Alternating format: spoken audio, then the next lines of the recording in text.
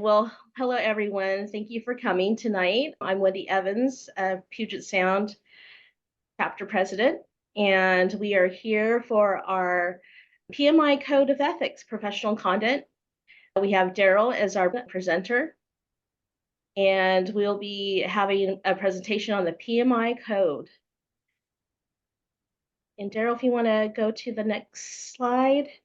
Sure. Awesome. Get there. We do have our presentation recorded, just to let you know, and just to give you a heads up to get the most out of this presentation. We will use some of the footage for photo capturing and for our YouTube channel that we have.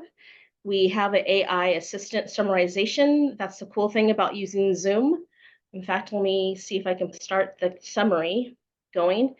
And the disclaimer, if you do not want to be the capture of your verbal comments, you do not have to use your microphone. And if you want to have any questions or comments or issues, go ahead and just let us know in the chat box. Go to the next slide, please. All right, so we do have a lot of activities going on thanks to a lot of our hard work of our volunteers. This is one of our great times that we're delivering awesome events. Tonight is one of them, having a great presentation from Darrel. This weekend, we have a GitHub 101. That's going to be a virtual. We have our coffee talks for Agile, and we also have our PMP CAPM study group that happens every week. New member onboarding. We have a 40th anniversary that is happening next month. So that's going to be really awesome if you haven't registered. So please do that right away. We have our PMO that happens every month. So roundtable is every month. So sign up for that. We also have a in-person hybrid event at Seattle City University, and that's going to be a really awesome event to attend. And that's going to be on Tuesday, May 21st. And in June, we have our annual business meeting, which will be virtual. And we are developing and in progress. We do have a professional development days, which will be virtual. And we have them set for June 20th, 21st, and 22nd. And also in progress, a in-person collaboration with the PNODN in June 27th. It'll be an in-person event, and I believe that's going to be in the Mount Baker Community Center. And another thing to remember, every vote counts, so don't forget to do your chapter bylaws voting, and we will have board elections happening in May.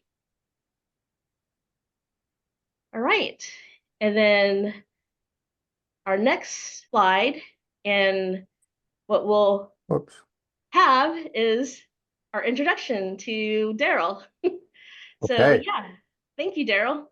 That was a quick sneak preview. I hope you all got it.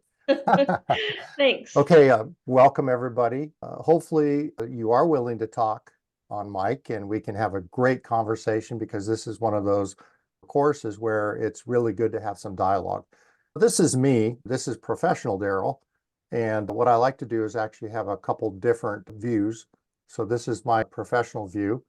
You could see that the one thing I'd drill down to just a couple things. I'm not going to read this whole thing, but I'm certified as a PFMP, a PMP, and a CSM. Sometimes people ask me, well, what's the difference between a PFMP and a PMP?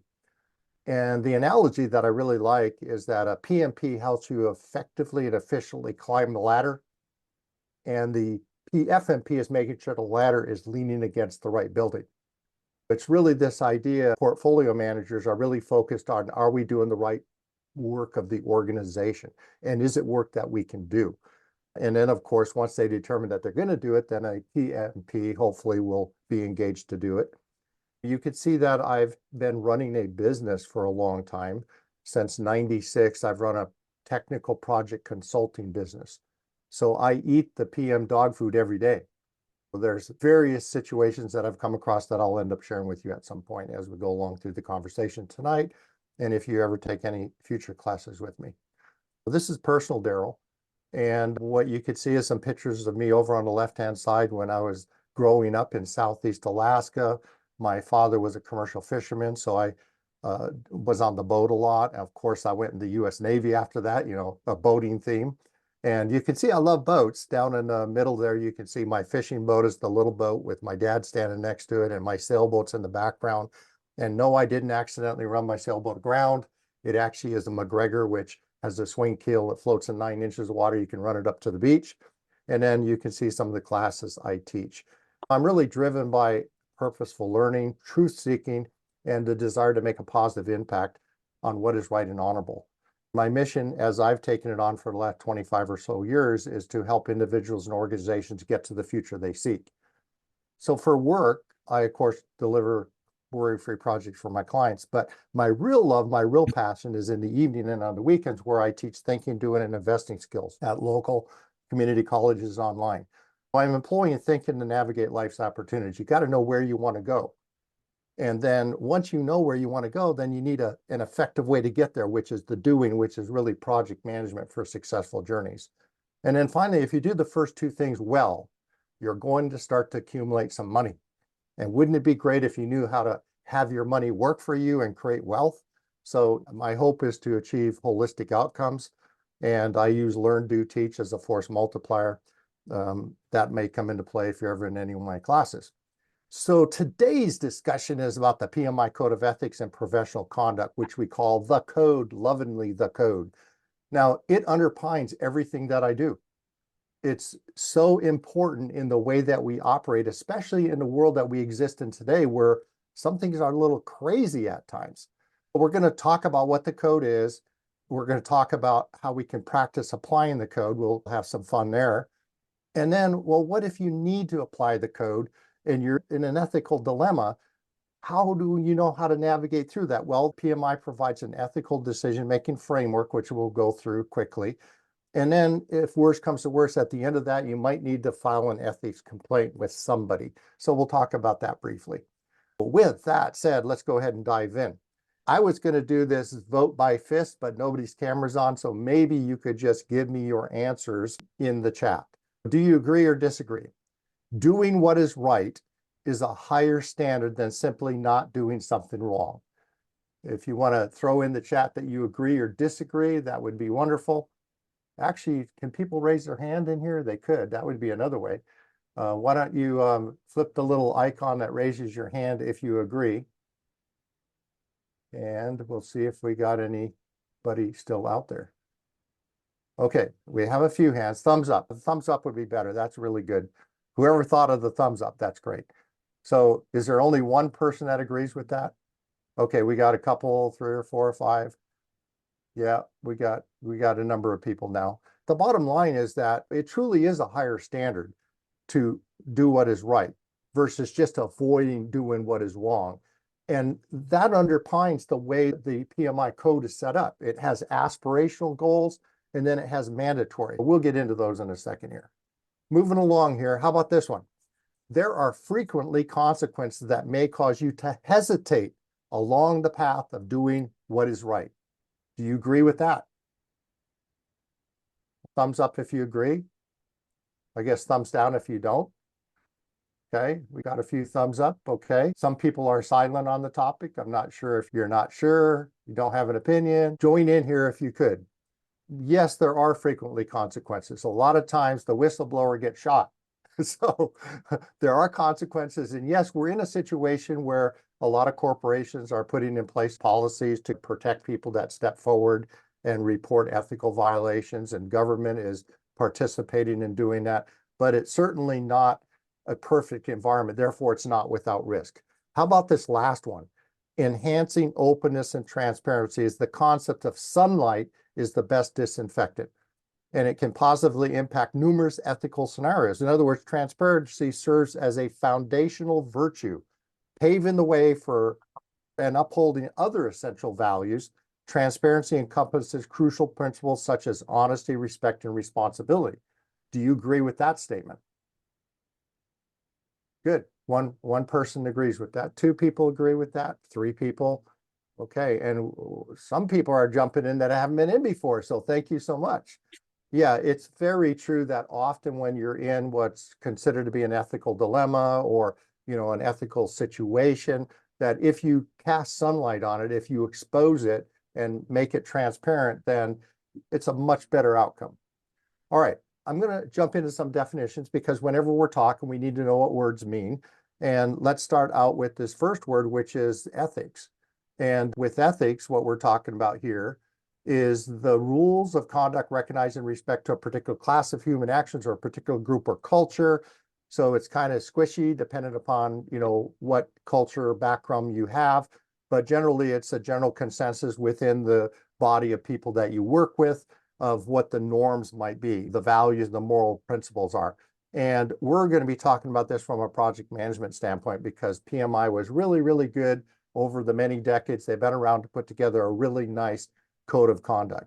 And then let's talk a little bit about values. It's a set of beliefs determining specific behavior or goals more than mere facts that affect or determine specific modes of conduct. We tend to be somewhat value driven for the most part.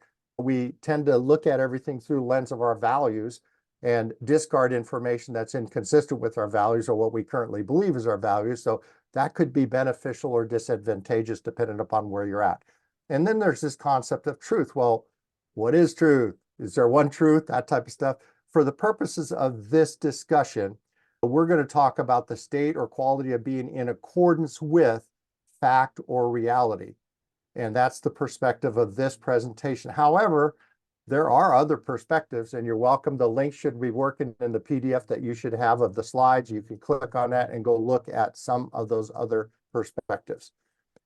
Moving on, again, these are not from PMI. What is an ethical situation? Well, it's a situation issue requiring the application of values, sometimes conflicting values. That's why it makes it difficult. And what's an ethical dilemma here, right? It's a complex situation that involves an apparent conflict between moral imperatives in which the one results in transgression against the other. It's often called an ethical paradox. And ethical dilemmas are often cited in an attempt to refute the idea that you could even have an ethical system or a moral code. I would suggest, and this is what I do, is I have a hierarchical decision-making framework, which basically goes from the most good to the lesser good and things like that. Because in reality, in application in real life, there is no perfect solution. There's a yin and a yang, there's a yes and a no, there's a good and a bad, there's that's a double-edged sword. We have all these sayings in our vernacular that talk about the fact that there's not just an answer that's just good. It has bad as well that comes with it or could be bad. And so it's our duty to actually understand that and to decompose that so we understand those elements of that. Now we're getting into some definitions from PMI, and you can see it's actually from the code, which is a wonderful 6-page document plus a little end matter there, which has some definitions. And it talks about abusive manner. We throw around that term a lot. Oh, that was abusive. I feel abusive. I feel hurt. I feel this. I feel that. Well, this is a very specific definition. It's conduct that results in physical harm or creates intense feelings of fear, humiliation, manipulation, or exploitation in another person. Now, earlier, I was talking with Wendy about the 7 Habits of Highly Effective People from Stephen Covey. And in that book, he talks about this idea that between action and reaction, in other words, the action and your reaction, you can insert choice. And you could choose to decide how you're going to feel about it. And that's actually a very emotionally mature way to deal with it. And it's something that takes a lot of practice. So you might consider that at some point. Duty of loyalty, this standard talks a lot about duty. It's a person's responsibility, legal or moral, to promote the best interest of an organization or other person with whom they are affiliated. So when we have a conflict of interest, that means we have a situation where we have duty to 2 different entities and they're in conflict with each other. And when we help one, we're harming the other potentially. That's the very next definition we got, this conflict of interest, and it's really blah, blah, blah, blah. By the way, this is right from PMI. It's right from the back of this document. I'm not going to read this to you, but what I'm going to do is distill it in very simple terms down here, which says you have a duty of loyalty to more than one entity at the same time where your action benefits one and harms the other. So who are you going to help and who are you going to harm? The one thing I want you to focus on, because it's a key theme, is this idea that the only way practitioners can resolve conflicting duties is to disclose the conflict to those affected and allow them to make the decision on how the practitioner should proceed. Again, the consistency of the code with this idea of be transparent. And you're going to see this play out in several other slides. So now we're going to get right into the code. And I like to start off by saying, here's what it is: the vision, applicability, the values, and the content of the code. And here's the really important thing: it's conveyed in 6 easy to read pages, and we provided you a copy. We would love to have you read it. And to encourage you to read it, I'm going to pull a lot of excerpts out of the code, out of those 6 pages, but I left some good stuff behind that I'm not going to cover, just so you can go back and read it. And it's typically in the comments. So the comments are worthy of reading, and I would strongly encourage you to jump into that code after you get through class and read that. So if you want your own version of the code, all you need to do is go to the website and pmi.org. So starting off from the top, type in pmi.org into your web browser. You will land on the site. You click on the search button, you type in the code, and voila, it'll give you a list of the code. You scroll on down to the Code of Ethics and Professional Conduct. You click on that, scroll down further, select the language you want, hit download, dump it onto your local drive. It'll look like this, and you'll have your own personal copy. Now, we've provided you with that, but if you forget, this is how you can get it. Okay? And here it is. If we were to look at that document, which we saw a moment ago, this is what it looks like. A wondrous little document, and it has 5 chapters to it. Chapter 1 is vision and applicability, like who does it apply to? Chapter 2 is all about responsibility. Chapter 3 is about respect. Chapter 4 is about fairness. Chapter 5 is about honesty. While we're at this place right here, why do you care? Why did any of you show up to class? Is it just to get that 1.5 PDUs? Or did you really want to know what's this all about? And how can the code protect you and make you a better practitioner? Because indeed, it can protect you, and it does help get you out of ethical situations. And I'll give you some examples as we go through it. It is a very powerful tool to have in your toolkit, and you are supposed to comply with it, by the way. So what is this thing about applicability? Okay, it's this idea here. And I love the language that is used. We are committed to doing what is right and honorable. Gee, that's kind of consistent with my theme. In all aspects of life, at work, at home, and in service to our profession. So everywhere you apply the code universally. And we're going to talk a little bit more about that in a few minutes. Now they're drilling into this. And again, you're going to see 1.1 here. It says we are committed to do what is right and honorable. We set high standards for ourselves, and we aspire to meet those standards in all aspects of our life, at work, at home, and in service to our profession. In other words, everywhere that you are, you should be following and adhering to the code. So what's the purpose? Well, the purpose of the code is to instill confidence in the project management profession and to help an individual become a better practitioner. For example, if you go to a new possible employer and you say, you know, I am a certified project manager, I'm a member of the Project Management Institute, I'm required to conform to their code of conduct and professional conduct and ethics, and here's a copy for you if you'd like to look at it. But when I operate within your organization, representing you on your behalf, you know that these are the standards that I follow. These are the values that underpin my work. And the importance of that is that differentiates you from people who don't do that. We are in a world where misinformation, disinformation, malinformation is really prevalent. So imagine you walk in and you're truthful, you're responsible, you follow the standards. It's very, very useful. So who does this apply to? Well, certainly all PMI members. If you join the club, you know, it applies to you. But there are individuals who are not members of PMI, that also it applies to. Like if you hold a PMI certification, now you might not know it, but you don't have to be a member of the actual PMI organization to hold a certification or a certificate with them. If you're applying to get a certificate, if you serve in a volunteer capacity, if those are all things that directly put you under the code. Let me pause for a second. Does anybody have any questions? Am I going too fast, too slow, or just right? The pace is great for me. Okay, perfect.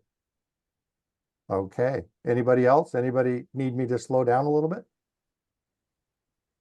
No, sounds good. Thank you. Okay, very good. All right, let's get right into what's the structure of the code. I already had that little thing in the front that kind of showed you the structure, but let's drill into it a little bit more. It's divided into sections that contain standards of conduct which are aligned with the 4 values. Well, what are those 4 values? Responsibility, respect, fairness, and honesty. And you might be asking, well, where did you guys come up with this stuff? Well, here's where it came from. Basically, they polled all the global PMI people and said, help us identify the values that form the basis of your decision making and what guides your actions, the ones that you think are the most valuable, that are most relevant to everyone. And they came up and they're affirming these 4 codes as the foundation of the code. And by the way, they've had this code out for, I don't know, probably 15 plus years now in this kind of format. And earlier in my career, since I ran a consulting business, I joined all kinds of organizations. And each of them had a flavor of this, but it was never as good as PMI's. So trust me when I say this is actually really good stuff. This is stuff that you can aspire to and you can actually perform, and it'll make a difference in your life. Again, it's broken into aspirational and mandatory. And that's what basically this says from there. And so aspirational standards are the conduct that we strive to uphold as practitioners. Now, whenever somebody says aspirational, what we want with aspirational is for it to be slightly out of your reach, right? The idea you have to reach for it, you have to stretch for it, you have to rise above what you normally do to attain that level. And so it sets that really extra high bar. And then, of course, there's the mandatory stuff, which if you don't do that, they're going to kick you out of the club. They're going to revoke your PMIism. So coming on down here, there's another point that I want to make. It says mandatory established firm requirements, and in some cases limit or prohibit practitioner behavior. Practitioners who do not conduct themselves in accordance with these standards will be subject to disciplinary procedures before PMI's Ethics Review Board. But what about the other stuff? What about the aspirational stuff? Is that just optional? Can we just do it whenever we want? Well, no. Conducting ourselves in accordance with this is an expectation that we have as ourselves as professionals. It is not optional, and they're really talking about the aspirational aspect of it. So the mandatory is mandatory. The aspirational is expected.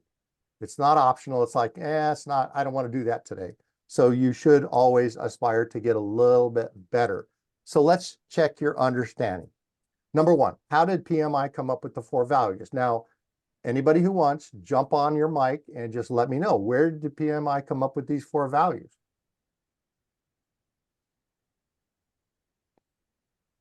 And I could see everybody's name, so I could call volunteers in a minute. Are you feeling the pressure? Darrel, it's Mariah. I can jump in. Okay, thank you, Mariah. Appreciate that. Yep. So if I recall correctly, they polled global PMI members and then came up with they came up with a standard. They sure did. That's exactly right. Thank you. Now, I teach project management a lot in corporations and things like that. Very much appreciate your participation and a big believer in the code.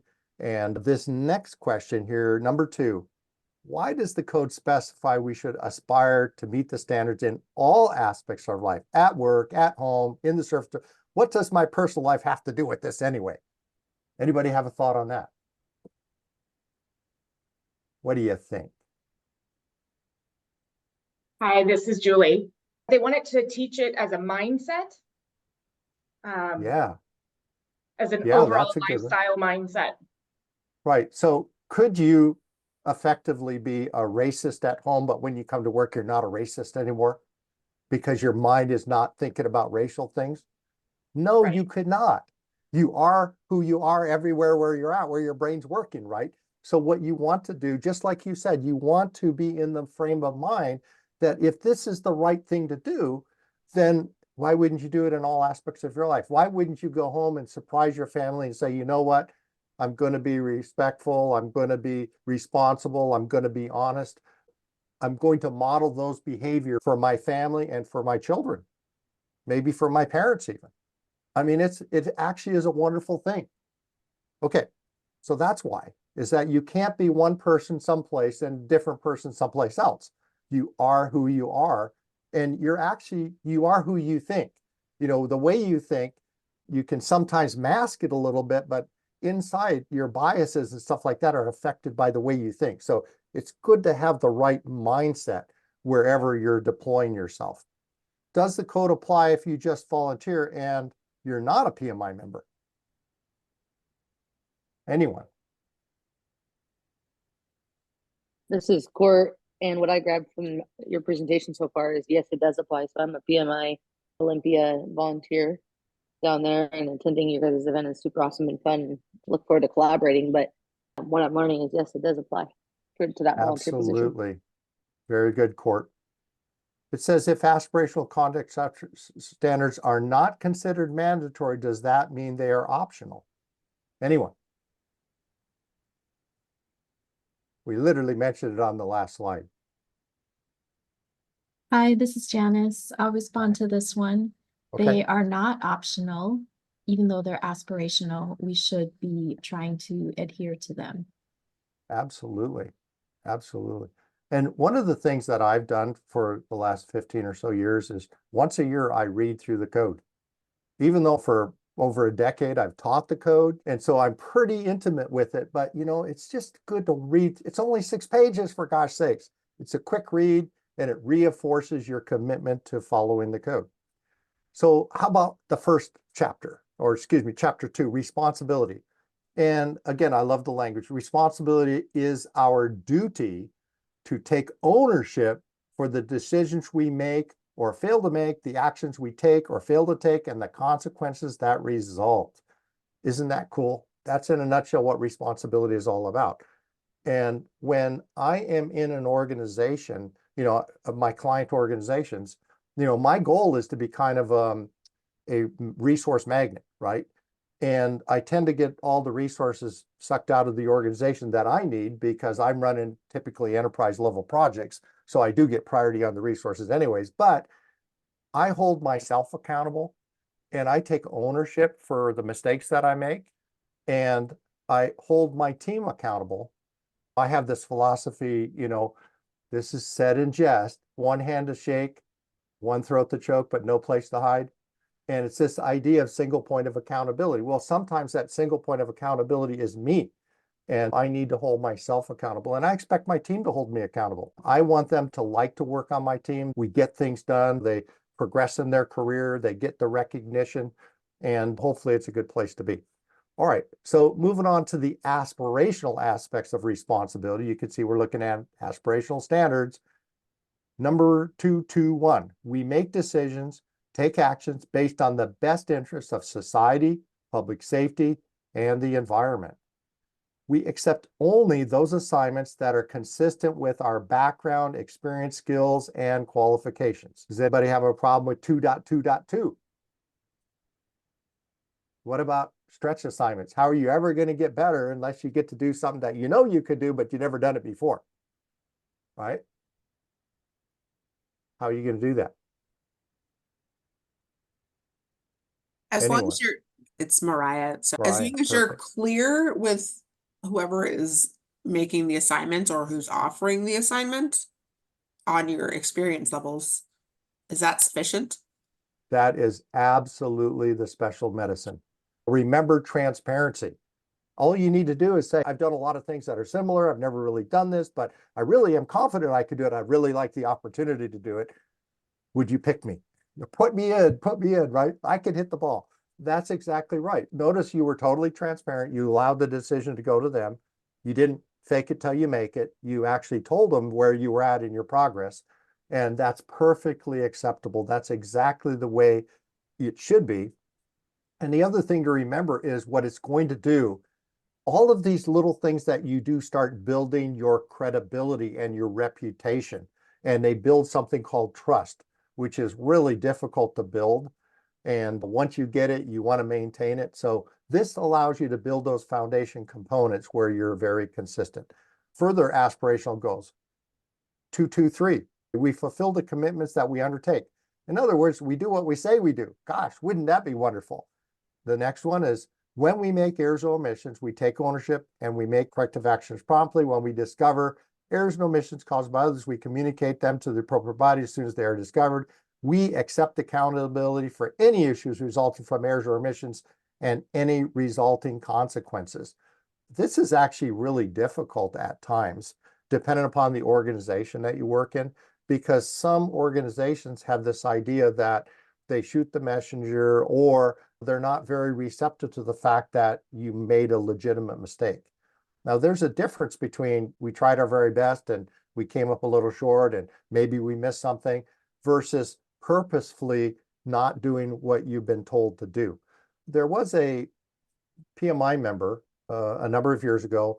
Her name was Rita Mulcahy, and she actually went on to build training guides for people trying to study for the PMP.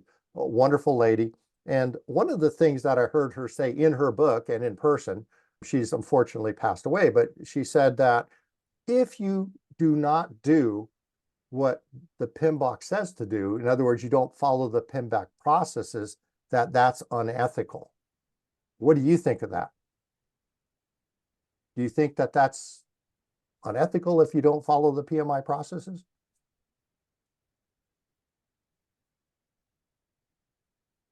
So this is Julie. I think it depends.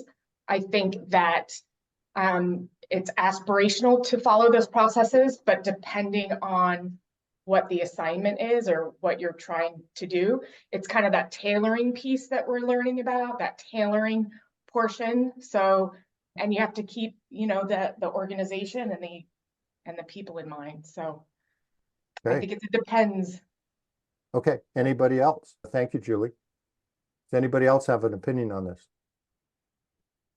Is it unethical if you've been trained as a project manager through the PMBOK and you choose not to follow those processes? Is that unethical? This is Becky. I think it's unethical if you're not following the code, but everything else is a mix and match. And they talk about that. PMI talks about how you're supposed to take what works, and anything that doesn't work, you just leave it. It might work on a different project. Good. Very good. So both of you were definitely on the right track. Here's the deal, because I did actually meet with Rita one day and talk to her about it. And what she meant to say was that it's all about expectations. As you noted, the whole idea of the PMBOK is that you take what you need, and the team makes the decision what processes are appropriate, what level of rigor is appropriate, and then basically manifests that in a plan and puts it in front of management and said, this is what we're going to do. So now what's unethical is if you tell them you're going to do it, but then you don't do it. That would be unethical.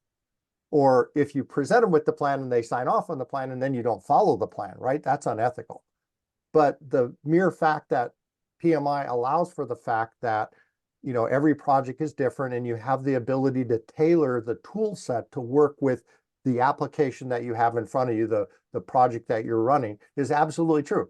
One more time, you see this concept called transparency playing into this whole story.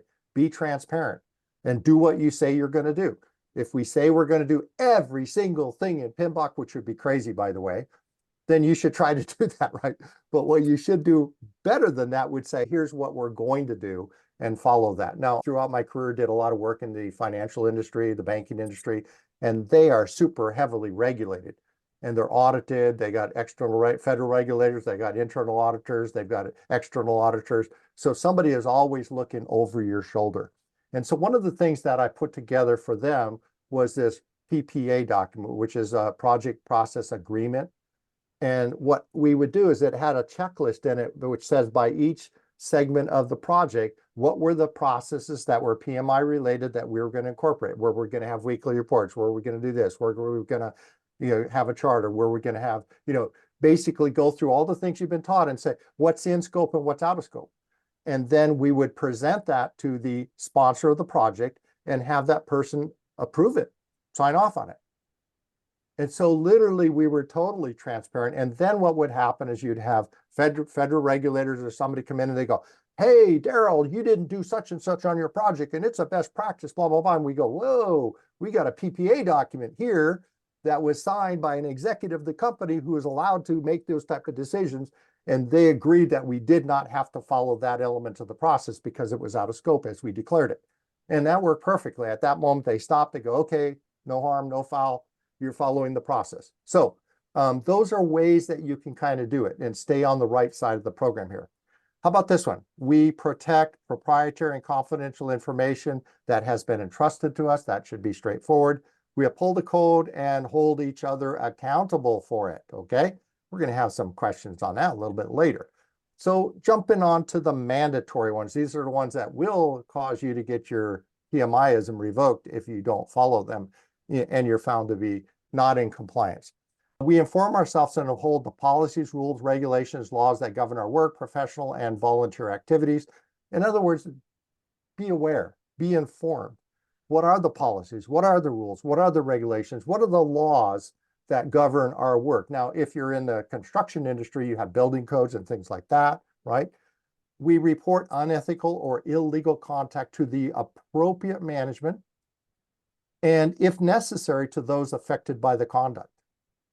Here's the reference, by the way, if you want to jump back to that page and see what they had to say.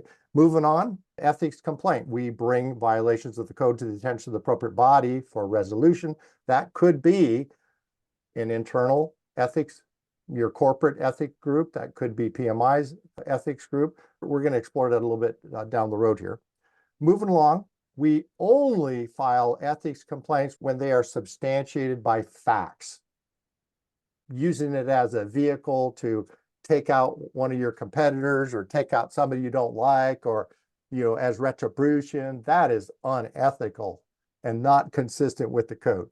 Make sure you know what you're talking about, that you have substantiated facts before you go down that road. We pursue disciplinary action against an individual who retaliates against a person raising an ethical concern.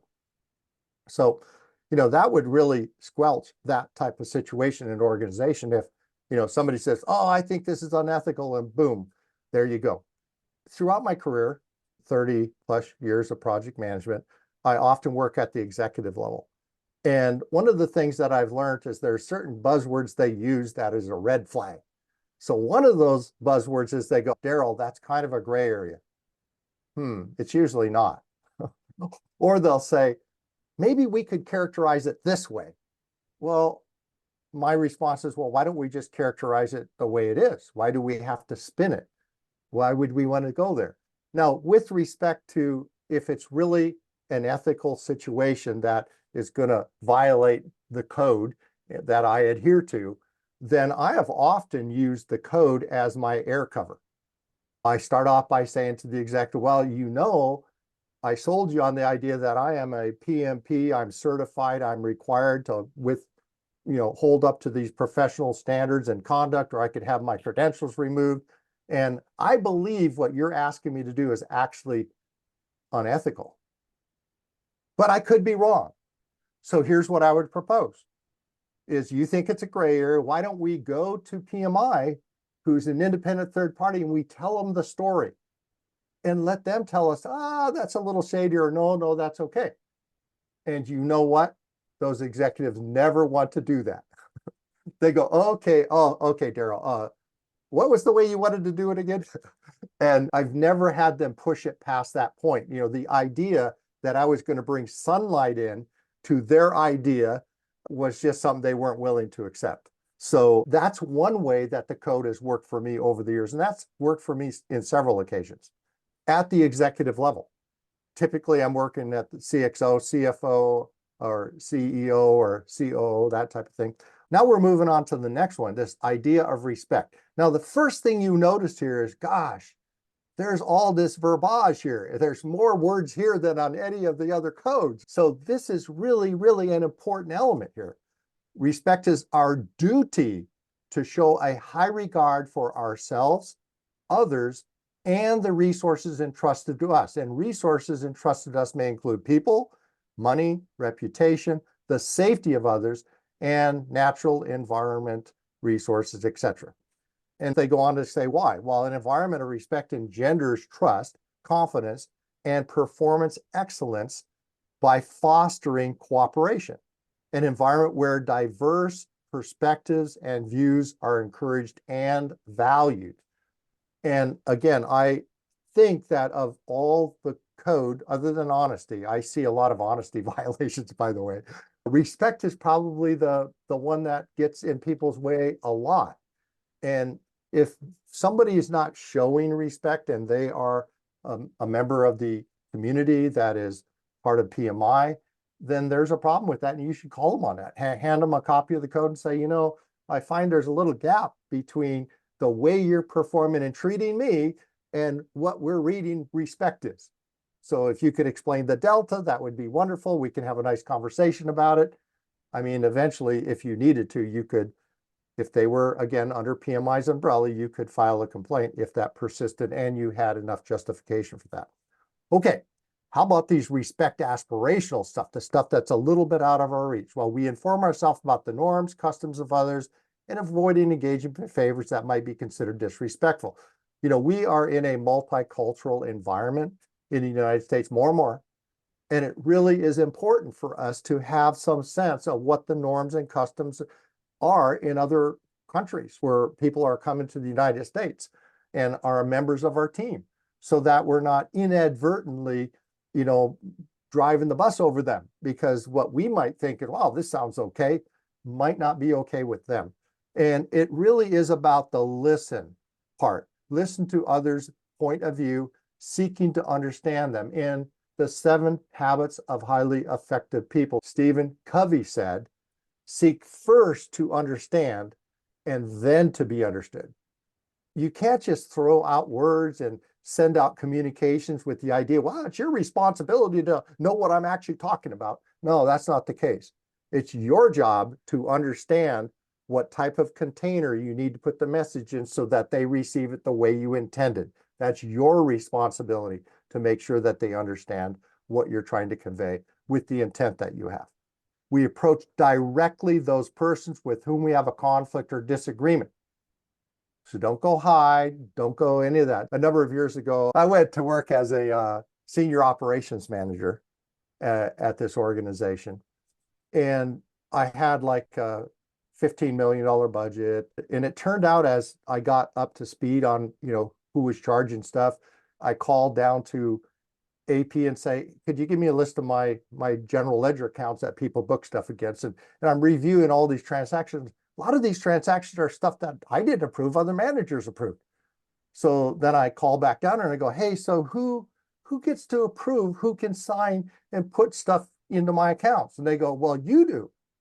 I go, well, send me the list. And so they send me the list, and there was like 20 people. So the first thing I did is I revoked everybody's signature authority. And I sent them an email. I'm the new guy, right? So I sent them an email and I said, hey, Darrel Spayth, just arriving, new ops boss. And, you know, one of my goals is to control costs. And I noticed there's a whole bunch of, you had signature authority on my accounts, which I've now revoked. If you have any legitimate expense that should come my way, please come by and talk to me, and I'll look at it and approve it if it's appropriate, right? You can bet I became very popular overnight. So very quickly, I heard through the rumor mill that there was a number of other senior managers like me that were bad-mouthing me. They were making up stories about me. And one in particular that was really pronounced. So I literally went right down to his office, knocked on the door and said, hey, you don't know me, I'm Darrel Spayth. And do you mind if I sit for a minute? He said, sure. So I sat down and I go, hey, the reason I'm here is I'm hearing through the rumor mills that this is what you're saying about me. And I just wanted to ask you about that. Oh my gosh, you should have looked at the expression on his face. It's like I could have knocked him over with bad breath and he'd fall down, right? And he like immediately was like, oh, I'm so sorry. I apologize. I heard you did this and I thought you were doing this. And so I just explained to him and he was okay with it. But what that did is it shut down that back channel because he went out and told people, go, hey, if you don't want Darrel showing up in your office, don't be talking about him behind his back. He wants you to come to his office and talk to him. So anyway, the point is if you approach people directly, it's very effective. And always be respectful, even if they're not. Always remain calm. Explain your purpose. Why are you there? And you might tell by my personality that I don't beat around the bush. I just came right out and said, hey, this is what I heard you said about me. And I wanted to ask you about it. Okay, so it does work. Conduct ourselves in a professional manner, even when it's not reciprocated. So what is a professional? A professional is somebody who rises above the fray, somebody who operates at a higher level of proficiency, somebody who doesn't get caught down in the junk at the bottom. You rise above that, take the high ground, do the right thing, set the example. And what you will find if you're in an organization is you will become a resource magnet. People will want to be on your project team because you're a great project leader. You're somebody who's very ethical. They can understand and anticipate how you're going to come down on something. If a major decision needs to be made, they can say, this is the way Darrel operates. This is, I can expect that he's going to be fair. He's going to be honest. He's going to be transparent. He's going to be responsible. He's not going to play favoritism. I have a great opportunity to be successful in his organization. And he holds everybody accountable, including himself. And trust me, that is going to really work for you. Moving on more into mandatory for respect. We negotiate in good faith. We do not exercise power of our expertise or position to influence the decisions or actions of others in order to benefit personally at their expense. It's a key concept here. So we're not doing it at their expense. So sometimes you need to exercise this power to get the needs of the organization move forward, but you don't want to do it at other people's expense, especially for your own personal benefit. We do not act in an abusive manner towards others. That's pretty straightforward. And I gave you the definition of abusive at the beginning, and notice it had the word intense in it. So just because they hurt your feelings didn't mean they're abusing you, just in case you didn't guess that. Here's the last one. We respect the property rights of others. So in 2000, I got divorced after being married for 16 years, and I started dating again. And one of my old high school sweethearts actually had reached out to me and heard I was divorced. And she goes, hey, let's connect up. And it was this idea that maybe we would reconnect and reinvigorate and all that stuff. And she was a lovely woman and real great personality, just a really nice person. So anyway, about a month into our relationship, she comes to me, she says, hey, my son burned this CD for you. And so it was a CD with love songs on it, right? And I said, well, I really like the idea, but I don't bootleg. I don't take other people's property. And so I won't be able to accept that. And she goes, no, it's not like that. My son just found this on the internet. I said, well, let me give you an analogy. Let's suppose you're driving home today and your car breaks down. And so you leave it on the side of the road for a while you go to get help. Should anybody who comes along goes, wow, it's just laying on the side of the road. I'm going to take that car. Would that be okay? So that was like the end of our relationship.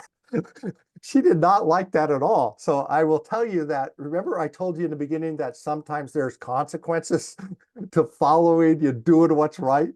Well, that was one of those consequences that she had decided that I was not the right person for her.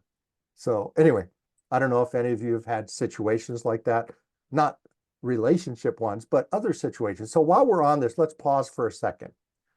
Under these mandatory standards, we negotiate in good faith, we exercise the power of expertise, we don't misapply our power, and we don't act abusive, and we respect property rights. Does anybody have any experience of examples where this went well or didn't go well that you'd like to share?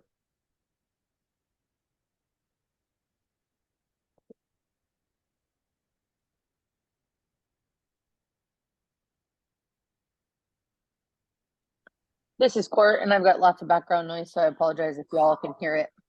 Oh, it's fine. An example of this that kind of came to mind as you were going through is there was one time I was asked to create a new kind of policy and procedure and someone had taken that was approving that policy and claimed it as their own. And so that they were the one that came up with it, knowing full well that they had asked me to do it, and then ultimately they were taking it to the next level to be looked at and approved. But they had said, "Oh yeah, I spent the time to come up with this," and I had actually heard that through the person that was approving it because they knew that I was actually the one writing it. Wow. So it kind of came full circle, and luckily nothing super crazy happened to the person that did that, except for, an apology was issued, and it was something that like, okay, yeah, let's come up with this understanding. You want me to do it and you want to collaborate on it, that's different. Then we can co-take ownership in it. But you had asked me to create it. I did that. And So then you took ownership in it. Tell me, if you would, a little bit more about how you dealt with that. So when you first heard about it, did you go to that person and say, "Hey, what's going on with this?" I did, because I'm kind of someone that's not afraid to stand up for what I feel is right. And I felt like that was something and stand up against things that are wrong. And so I did. I went up and I said, "Hey, I've heard, and I'm not going to tell you from who, but I've heard that you took ownership for this policy you had me write. And we're going to go get approved. What can we do to solve that? Because I know I spent hours and hours working on this and researching this and ensuring it was the best quality for you to take to the next step and the next person to approve that." And they said, "Well, yeah, I did take ownership for it, but that's because I asked you to do it. I assigned it to you." And they started making excuses. I said, "You did. And if we want to that's where I said the piece about the co-ownership. If we want to take co-ownership in that, I'm happy to acknowledge that, because yeah, you did assign me this task, and it was a vital piece of our project moving forward, and that's fine." But yeah, they wanted to take full ownership, and that was because there was a grade writing on it, right? Because it was for a class assignment. But it was like, no, we worked on this together, if we want to call it that. You didn't solely work on it by yourself. And so I think it's the right thing to do to go back to the person approving this, and we can go down there together. And I offered to go together so that it was probably the most beneficial for both of us. So I didn't look like I was tattletaling.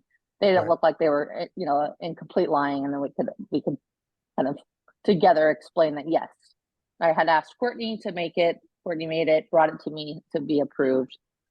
So it was a joint effort. That's how we ended up settling with that. Good. Well, I really like the way you approached that. First of all, you applied the principle of going to the person, which is a key code element.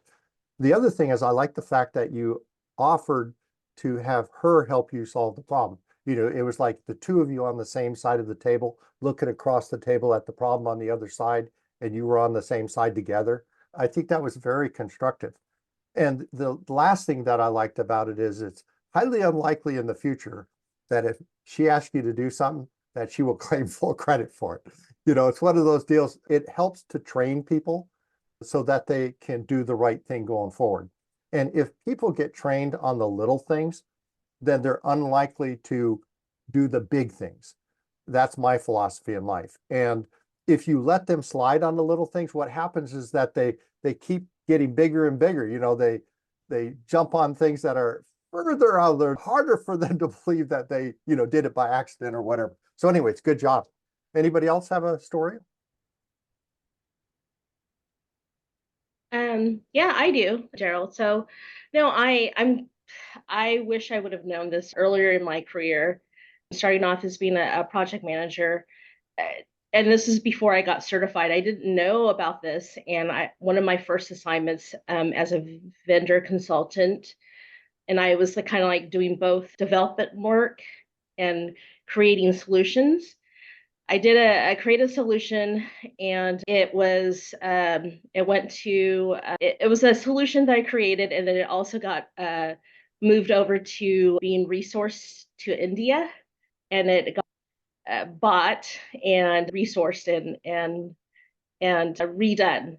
So I didn't know because I was so new and fresh as a new project manager slash kind of like a engineer type. I just let it happen.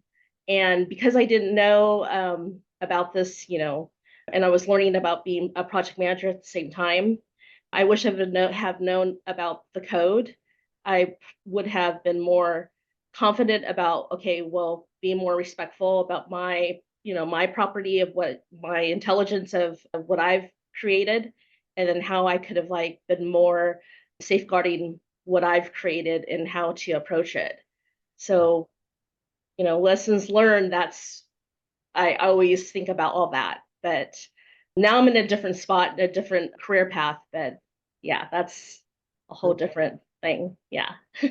Well, thank you for sharing, Wendy. Yeah. Maybe the best advice I ever received was I was about 19 years old and I was in the US Navy. And it's not the type of advice that you'd expect to hear from somebody in the Navy, but my chief warrant officer said to me one day, he goes, if you want to be successful in life, you need to think of yourself as an individual business unit. And what that means is that it's your job to make sure that you have the skills and the capability to provide a valuable service to whoever your clients are, be that Navy clients or civilian clients or whatever. But it's also your responsibility to market yourself. And I had grown up in a family where my mother used to pound it into me all the time. She goes, all you need to do is work really, really hard and people will recognize you for what you do and you'll get promoted and rewarded. Oh, that does not work. It does not work. Every once in a while it does, but normally it doesn't work. This idea that he introduced that you need to market yourself, you need to lay claim for the value that you're producing. And it doesn't hurt to remind people, you don't have to go, yeah, what I did today. You don't have to do it that way, but just remind people periodically of what you've done. And later in life, when I became an executive, I used to go into organizations, take over troubled organizations, and then turn them around. The first thing I learned was to baseline. When I walked in, I baselined and said, okay, here's all the problems, here's what's going wrong, so that later, after I fixed those things, people could see the delta.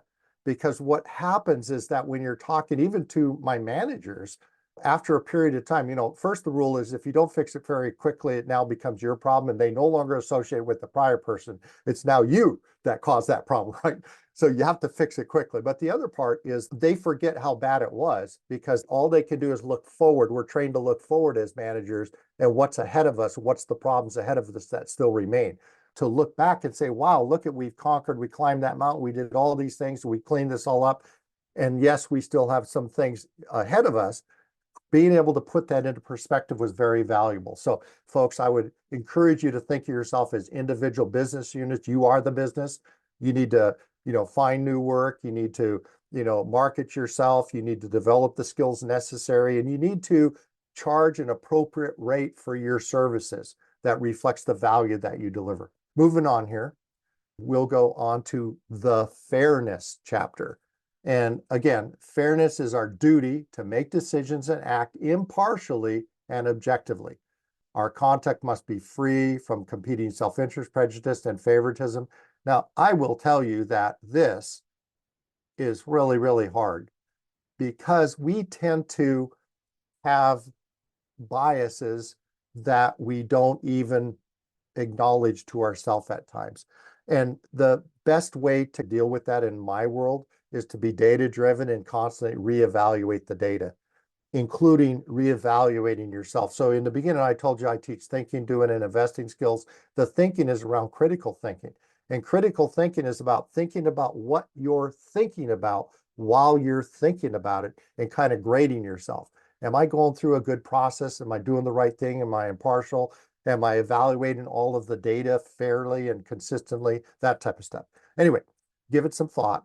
So aspirational is we demonstrate transparency. I love that word in our decision-making process. We constantly re-examine our impartiality and objectivity, taking corrective action as appropriate. Again, I believe that I want to operate as a self-correcting human, where when I make a mistake, I recognize the mistake, I accept accountability for that. I put a plan in place to avoid hopefully making that same mistake again, because there's so many other new mistakes you could make. So, don't keep making the old ones. We provide equal access to information to those who are authorized to have that information. We make opportunities equally available to qualified candidates. Now, the reason I circled that is throughout my career, I started out as an electronics technician in the Navy, then became an engineer, system engineer, network engineer, lots of engineering stuff. And one of the things I found with a lot of the engineer coworkers that I had is they loved to not share all the information. And the reason they didn't share it is they thought it was job protection. I mean, in one case, I was working in this big data center, and my motto from the Navy was you label everything. Now, their idea was we're going to wire it up and we're not going to label anything. So anybody new coming in who didn't know what that jack went to, where this went, and all how the wiring was. I mean, that was crazy. So provide equal access to information to those who are authorized to have that information. And that will engender trust. Again, I'm big on building trust. And a lot of it is the way that you operate, the way that you conduct yourself. If they have a right to know, you should let them know. A number of years ago, I was hired by a CEO friend of mine who I'd worked with for decades and was actually an employee of his at one stage, but later I did contract services with him. And so I was brought in to move a data center. So that was my project.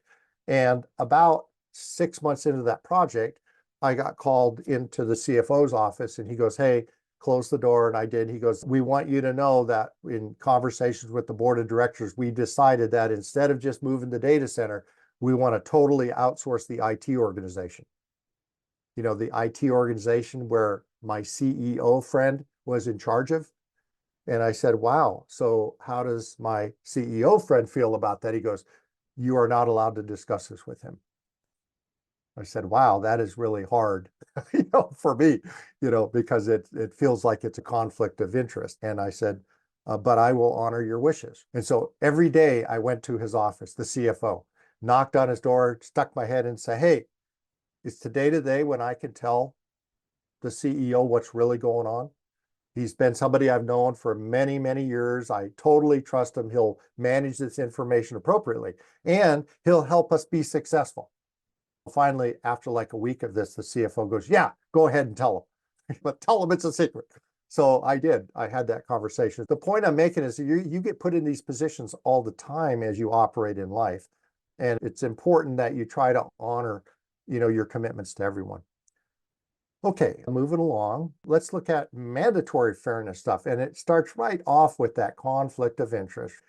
We proactively fully disclose any real potential conflicts of interest to the appropriate stakeholder. Again, this idea of transparency.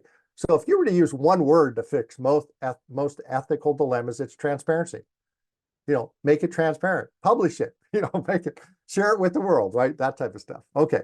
The next one, we realize that we have real or potential conflict of interest. We refrain from engaging. So at the moment that you notice there's a conflict, like, I had a conflict there because I felt this sense of duty and loyalty to the CEO who had hired me, who was a personal friend of mine. We raised our kids together.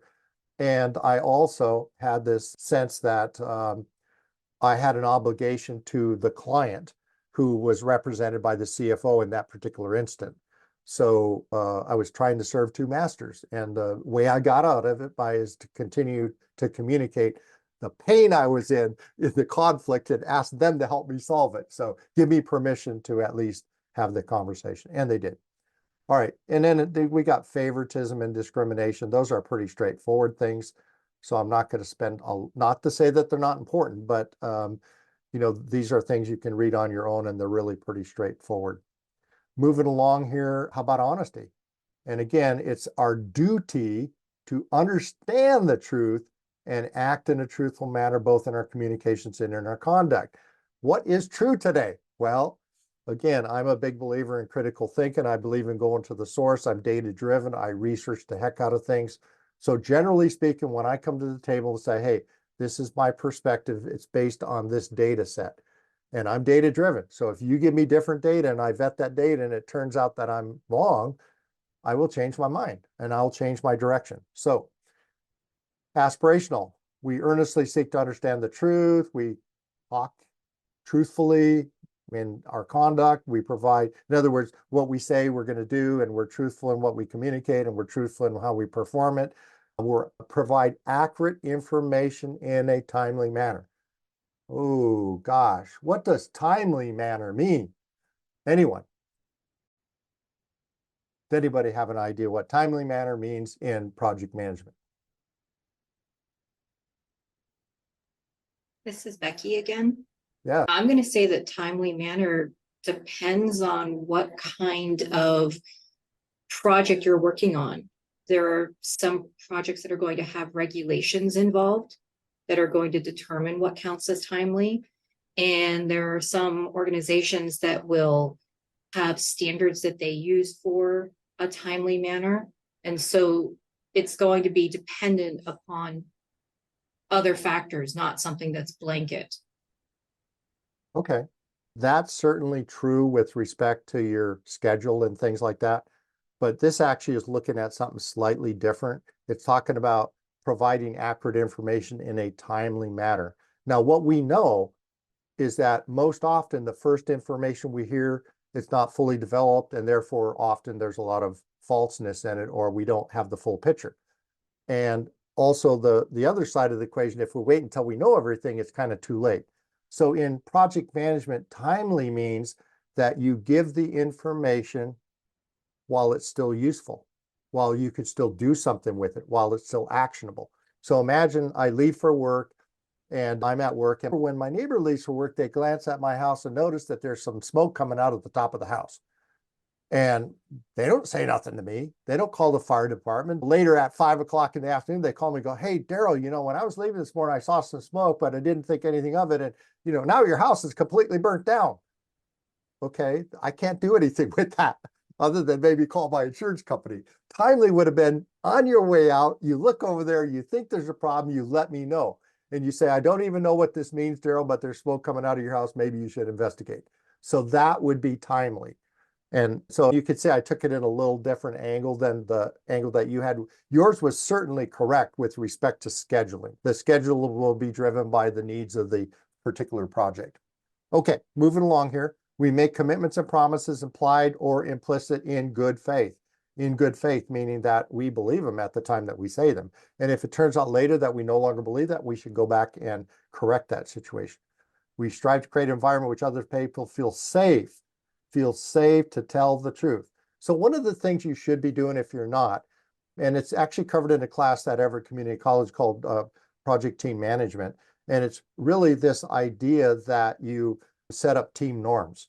As you establish the team norms, what is the expectation for meetings? How late could you be? Expectations for your status reports, all those types of things. Set up some ground rules on what the expectations are. Now, you can Google, Bing, or DuckDuckGo it, get a list off the internet. There's gazillions of them. And what I normally do when I go into a new organization is I have a canned list. And I don't want to say, here are going to be the rules. What I say instead is I flop them on the table and say, would you look through these rules? And this is just a seed. I'm using it to seed your thinking.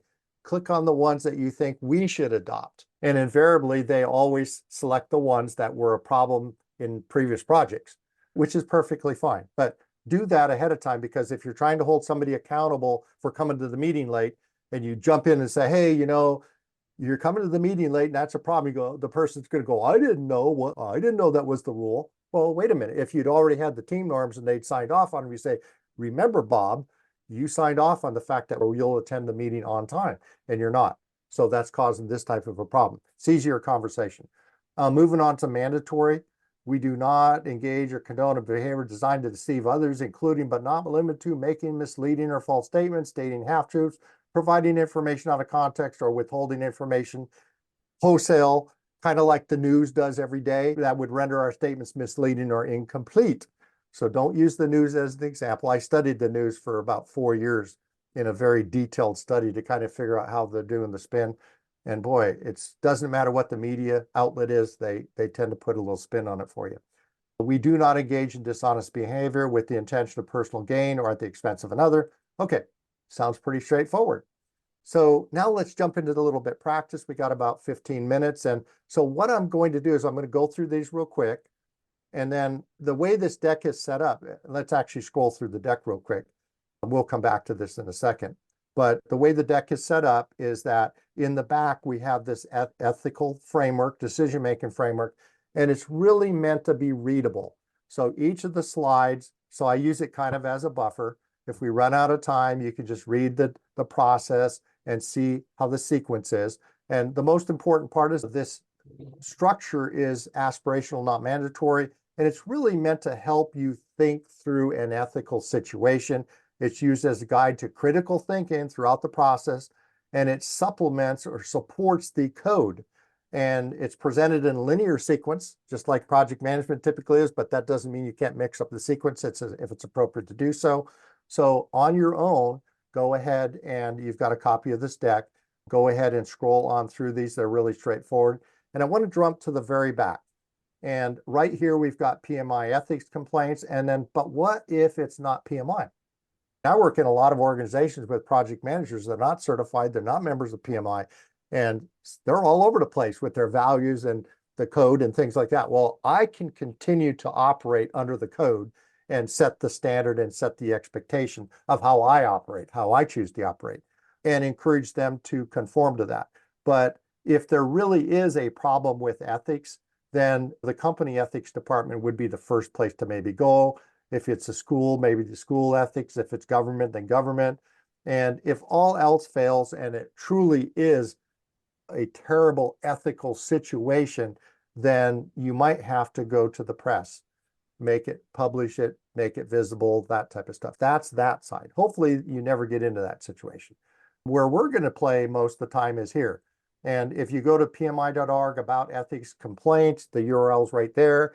It'll walk you through how you make a complaint. And again, what you're doing is you're making a complaint about somebody who is required to conform to the code. If they're not required to conform to the code, then you are going to be over on this side. So even though you are required to, they might not be required to. So let's jump back and play with these situations. The first one is the pretender. You've worked with the top performing project manager for a number of years. One day he tells you that, gosh, even though everybody thinks he is, he's not really a PMP. But he says, keep it quiet, because that's what friends do. Looking at the answers, A, keep the secret because that's what friends do. B, tell your colleague to hurry up and get his PMP before he's found out. C, contact PMI and inform them of the situation, or ask your manager for direction. What I'm going to do is I'm going to put this in the chat. If I can find the chat, here we go. Here's the chat. And I'm going to plug this in. And if you hit that link in the chat, what you'll have the opportunity to do is go to a survey form. And if you would, go ahead and answer that.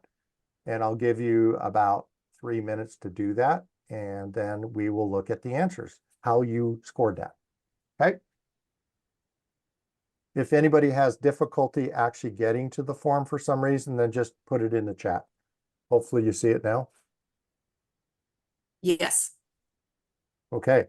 Go ahead and answer that if you would. Okay. I think everybody's got their answer. And you could see most people thought C. Contact PMI and inform them of the situation. Let me get that the out of there.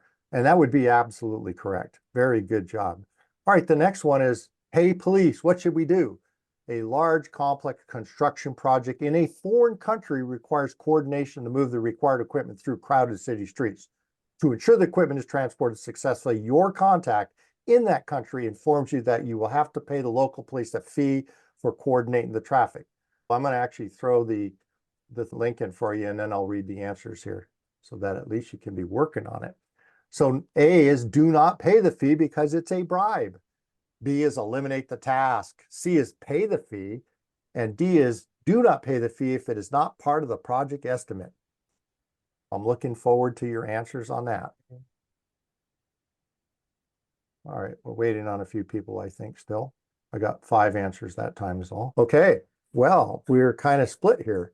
2 people said do not pay the fee because it's a bribe. Nobody liked B, which is eliminate the task. 8 of you said go ahead and pay the fee. And 7 of you said do not pay the fee if it's not part of the estimate. Well, let's go back and look one more time. Interestingly enough, the foreign country here is the United States, because PMI is a global organization. And it is common practice, if you're doing a project that disrupts traffic, that you hire the police to offset the cost to the taxpayers for the project. So this is perfectly normal. An example is I did a project at a data center in Denver, And I had to fly a helicopter, not me personally, but my contractor flew a helicopter in to pick up air conditioning units and raise them to the top of the building to put them on the top of the building. And of course, that really disrupted traffic. And so we did have to pay the police. So that is a common practice. Now, moving on to the next one. Hey, Darrell, I had a Yes. question though, because the fourth one said it was not part of the project estimate. So Oh, no. if you're doing C, where's that money coming from? Okay, so let me clarify, blow that up a little. It says, do not pay the fee if it is not part of the project. It didn't say it wasn't part of the project estimate. It said if it was not part of it. That's what I'm But saying. So that made it sound like it wasn't part of what you expected to pay. So if you are paying in yeah. C, who's paying for it? Oh, How so do you? again, this is a trick question. Okay. And this is an example of the type of questions that you get when you take the PMP exam or the Okay. CAPM exam. What they're trying to do, because this is really basic stuff that you should be able to look up in the book, is they try to make it a little more complex by getting you into parsing this. Do not pay the fee if it is not part of the project estimate. They didn't say it's not part of the project estimate. They said if it's not. So in either case, if it's part of the project and you have to do it, then you would have to pay the fee and you would have an overage and you would have to go to put in a change request to say, we did not estimate this properly. We're going to have to pay this fee and it's going to be what it's going to be. Again, be transparent. That's what change control is for. Okay. Okay. But good. That was a good catch. Okay.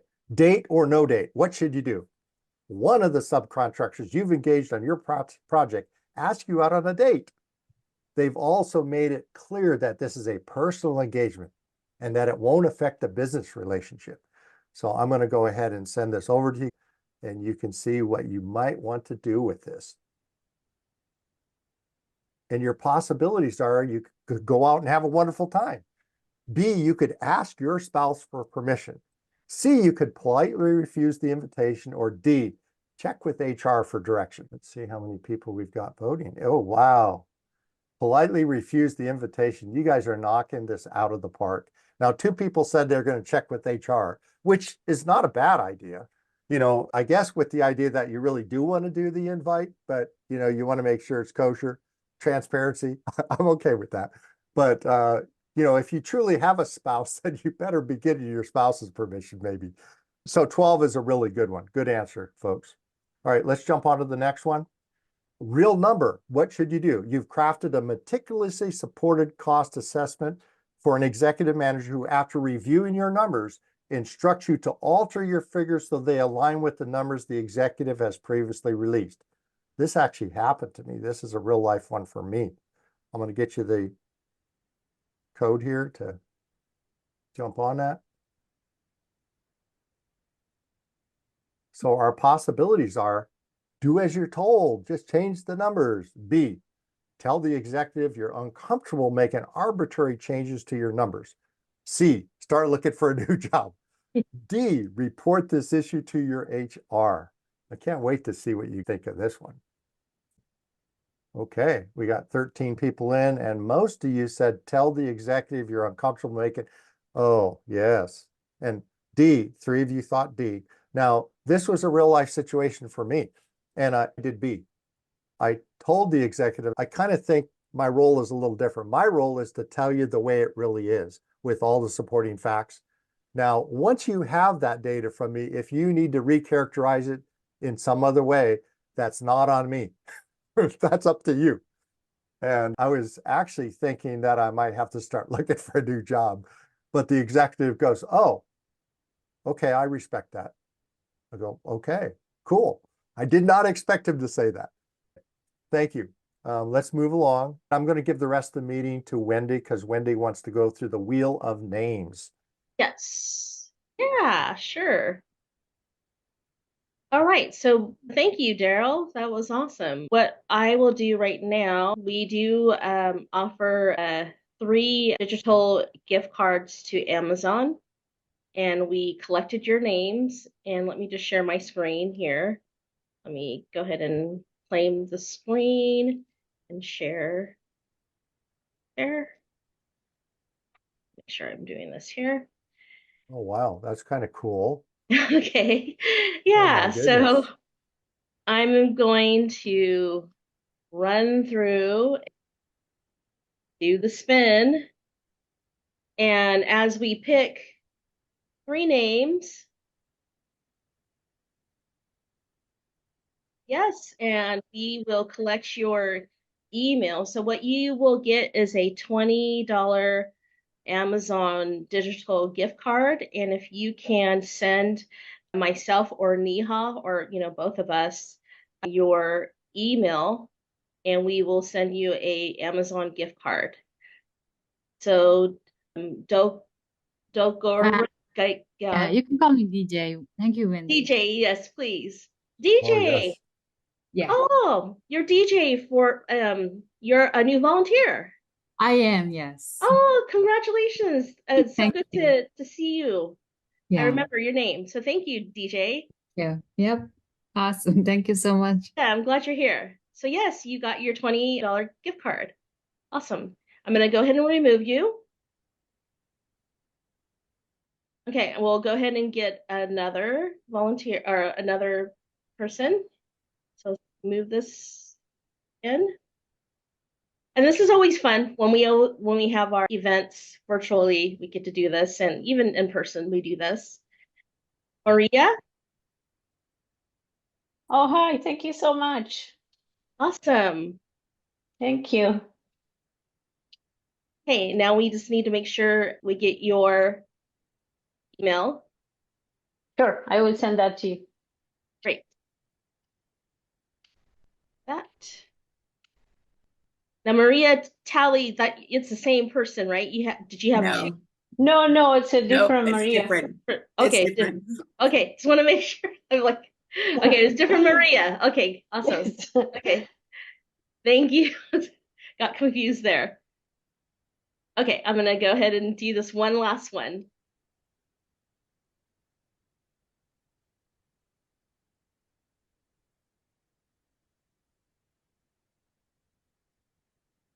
And Julie, Yay, thank you. hey, It's the best session ever. awesome. I got paid Yes. to be here. This is amazing. All right, we have some winners. Okay. And that is any other questions? Yeah, let me just say one thing before we wrap, which is that on the very early side where I introduced myself, I have my contact information there. You're more than welcome to reach out to me if you have any questions or if you have any interest in like the investing classes or things like that. Really appreciate everybody joining today, and I hope you enjoyed it. Yes. Thank you, Definitely Darrel. did. Thank you so much, Darrell. Yeah, thank you. Yeah, This thank was you. great. Very Thank timely. you. Thank you. Thanks, Great. Darrell. Bye. And Wendy, Thank you, where can we everybody. find the slide deck? Is that available to us? I wasn't able to find that. Did you send that out, Wendy? In court, and you're asking about the deck? Yeah, the slide deck, yes.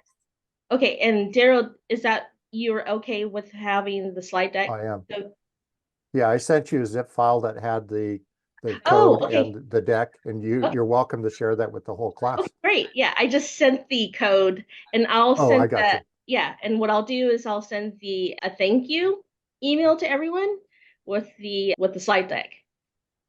So I'll send that out. Thank you. Awesome. Yeah. Yeah, Good. thank you, Wendy. And, Thank and you that so much. Good luck, recording will everybody. be in there as Have a well, great correct? career. Or where to find that? Because it looks like someone had a question in that regard. The recording link, that will be in the thank you email as well. That's a Oh, the Wendy recording link. Yes. Yes. And then give us a couple weeks, because I know that Darrell is going to want to do his magic on the video. And then it'll be on your YouTube channels. We have a YouTube channel. Yes. Okay. Perfect. I'll go pay attention and watch for it there. Thank you. Thanks, Darrell. Thanks. Thanks, everyone. Thank you. Take it easy. Thank you. Bye. Good night.